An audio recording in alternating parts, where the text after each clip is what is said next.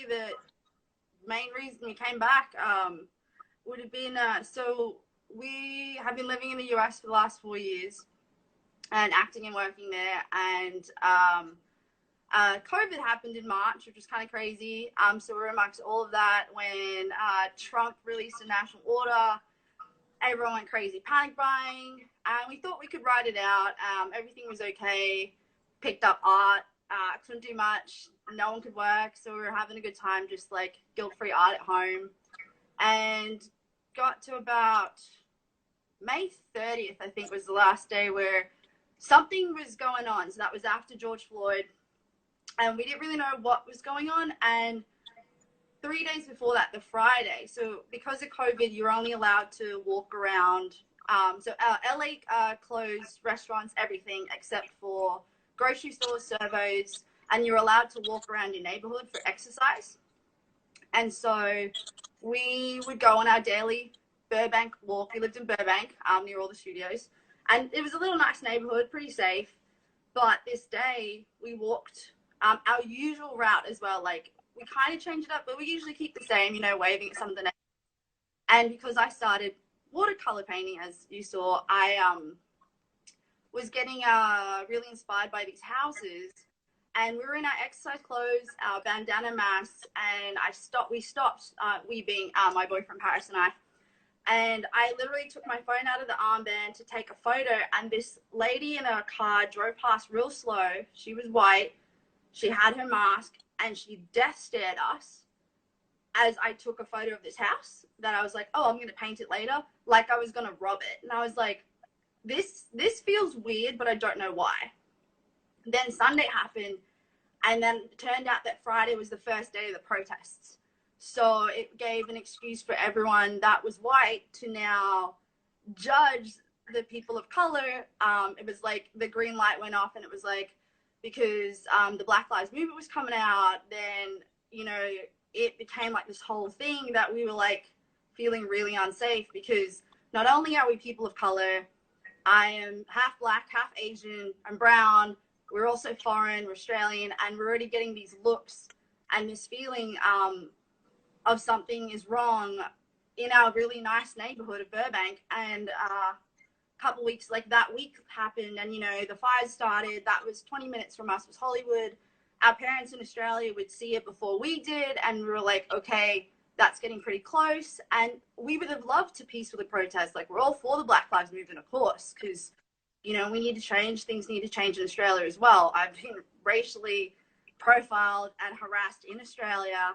I'm in Brisbane working for Amnesty at shopping centers, so it's happened like my whole life to when we got to the States. The only difference is they have guns, yo. So like, you don't know what's gonna happen. And our friends that were white and Jewish were getting tear gassed in Hollywood. Like, as much as they would love to peacefully protest, the cops were attacking them. The other people coming out with guns saying all white lives matter. Like, it's a matter of time before someone does a mass shooting. Like, I don't know when. And our parents were like, you better get out. So we literally decided on May 30th, also because Paris, my boyfriend, his Australian visa was going to expire on the 18th, that we had to like haul ass, pack up our lives in a week, which sucked majorly, because we love our friends over there. We have he has family over there, and we just had to make this huge life change to just go. As much as we'd want to like fight and be there, like some of my friends were protesting, and they were getting attacked. Like, it didn't matter if they were white, they were Black, they were Chinese or Asian. Like, they were all getting harassed. Like, the cops are turning up, and then there was like other people amongst the movement. So like the looters would hit out. All of North Hollywood was graffitied. All stores were boarded up and closed. Like, that's literally 10 minutes from our house. Like, it was getting closer and closer. And probably the last straw was talking to our neighbor. I said that this is what happened when we went for a walk. She said she's part of the neighborhood watch, and there have been shootings literally 5 minutes from our house of white people shooting colored people.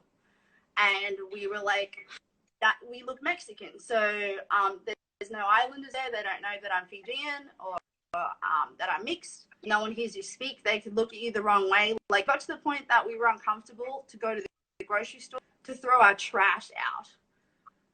So yeah, we had to come home. So seeing everything, like, then we kind of had this weird guilt of feeling bad. Like, we were able to leave, but we couldn't, like, our friends have to stay.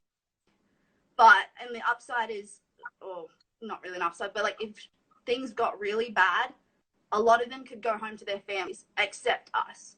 So, and things are getting worse right now that we're like, whoa, like, we probably made a good call to come back here and not stay there right now, even though, like, LA's our second home. We've been there so long. I've been back and forth since 2011 as an actor.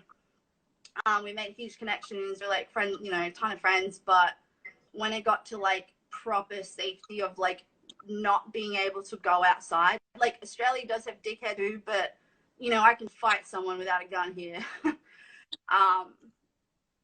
And it just sucks. Like, they what they're going through is insane, and I do have that guilt of, like, not being able to stand up and fight with them, and hoping to, like, try and do some stuff where we can do it here. Like, as I said, we would have joined the peaceful protests, but the protesters are also getting attacked. Like, they're trying to be peaceful, but everyone else around them is not. And with State of America, as everyone's seen, like George Floyd wasn't the one. Like, Breonna Taylor was the week before, and she got shot in her sleep and was an EMT. She was a medic helping COVID.